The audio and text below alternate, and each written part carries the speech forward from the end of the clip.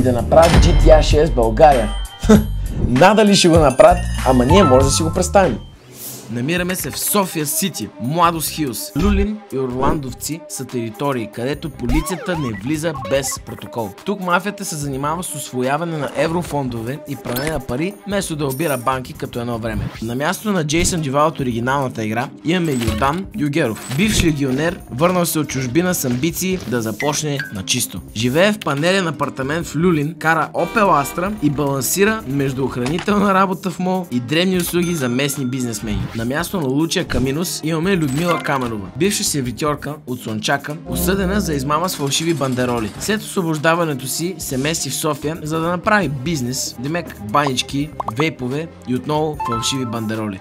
Включени са и мисии с държавни институции, избягване на проверки от НАП, доджване на БОПа и случаи на изнудване от страна на прокуратурата.